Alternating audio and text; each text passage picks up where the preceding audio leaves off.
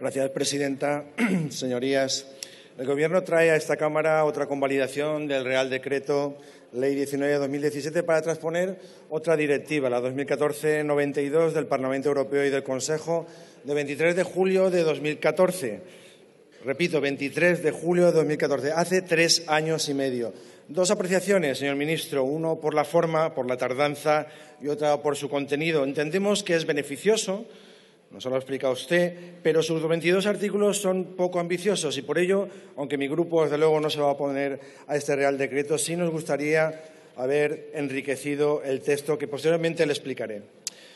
Bien, empecemos en primer lugar por la forma y la tardanza. La directiva recogía que los Estados miembros adaptarán sus normativas a más tardar el 18 de septiembre de 2016. Ha pasado, desde luego, más de un año. De hecho, existía una recomendación en la Unión Europea, en 2011, la 442, que instaba la aplicación en 6 meses. Además, la propia exposición de motivos de este Real Decreto que nos trae usted recoge 3 hechos evidentes de esa extraordinaria y urgente necesidad, o también, quizás, de esa pasividad del Gobierno. En primer lugar, el 23 de noviembre de 2016, la Comisión Europea inició un procedimiento formal de infracción.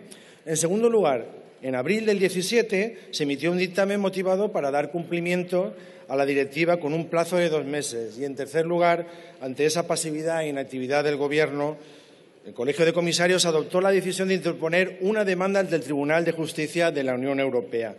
Por cierto, no me vale la excusa de los meses de un Gobierno en funciones, decía la anterior portavoz del Grupo Parlamentario Popular, la señora Palmer. La directiva era de julio de 2014. Desde luego nos tienen acostumbrados a las prisas por su dejadez. Y lo cierto es que también nos tienen acostumbrados a escuchar que nuestro sistema financiero es el más robusto del mundo. No lo decía usted, lo decía Rodríguez Zapatero en septiembre de 2008. O que el rescate bancario no habría coste para los contribuyentes españoles. Esta, en concreto, sí lo decía usted, señor ministro. Y todos sabemos, el Banco de España y el Tribunal de Cuentas ha coincidido en que nos va a costar más de 60.000 millones de euros. Por cierto, en la Comisión de Investigación sobre la crisis financiera en España, a muchos comparecientes les hubiera gustado que hubiesen actuado con mucha más celeridad y urgencia, pues se podía, señorías, desde luego, reducir esos efectos de la crisis. Y es que siempre llegamos tarde, señorías. Bien, señor ministro, vamos a hablar ahora del contenido. Dicen que nunca es tarde si la dicha es buena. Bueno, buena o regular. El Real Decreto Ley recoge en parte el texto de la directiva, pero no es ambicioso, es más bien restrictivo. Viniendo del PP, quizás lo entienda un poco. Y me explico. La propia directiva, en su artículo 18, establece que los Estados miembros velarán porque las comisiones sean razonables. Sin embargo, ustedes hablan primero del libre acuerdo entre las partes y luego que el Ministerio fijará y establecerá unos máximos. Y es que desde nuestro Grupo Parlamentario de Ciudadanos estamos preocupados por la exclusión financiera. Y es que encontrar formas de reducir estas desigualdades y estos costes es una forma de ayudar a los más necesitados. Por ejemplo, ustedes saben que el cobro de una comisión puede hacer que se entre en descubierto en una cuenta corriente. Y esto implica la necesidad de devolver recibos y esto implica que hay que pagar intereses de descubierto y pagar las correspondientes comisiones bancarias, algo inasumible para muchos usuarios.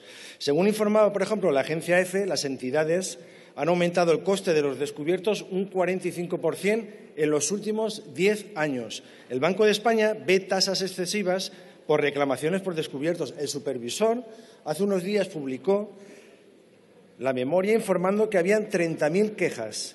Por ello, como le comentaba al principio de mi intervención, señor ministro, el contenido, desde luego, era mejorable. En el acuerdo de 150 compromisos para mejorar España con el Partido Popular se recogieron algunas de las medidas enfocadas a corregir todo esto. En el punto 10, por ejemplo, facilitando el uso de medios de pago electrónico para pequeños importes. Hablábamos de 10 euros, reduciendo las comisiones y, por cierto, combatiendo el fraude fiscal. Quizás eso no le parece preocupante, pero el punto 15 había la intención de crear una autoridad independiente de protección del consumidor e inversor.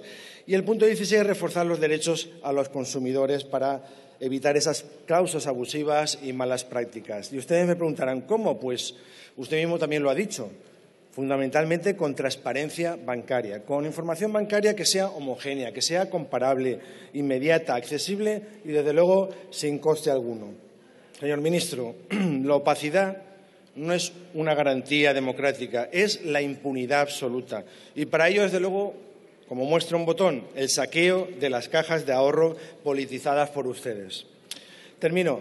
Señor ministro, este Real Decreto llega tarde, sí, lo reconocemos, con poca ambición, sí, pero en cualquier caso, desde luego, la adaptación de la Directiva Europea en nuestro ordenamiento es garantía del acceso a las cuentas de pago básicas y regula las comisiones bancarias de manera mucho más transparente y accesible, es decir, mucho mejor que antes. Señorías, ustedes eligen o volver a la aldea, como hacen los que quieren levantar muros, como los independentistas, o sentirse de igual a igual en Europa, hablar de tú a tú al resto de países en derechos, en garantías, en comisiones y en prestaciones y servicios. Señorías, en la medida en que seamos capaces y hagamos más Europa, haremos más libres a nuestros ciudadanos y más iguales. Esa es la razón de ser de nuestro Grupo Parlamentario Ciudadanos. Sin más, desearle unas felices Navidades y muchas gracias, presidenta.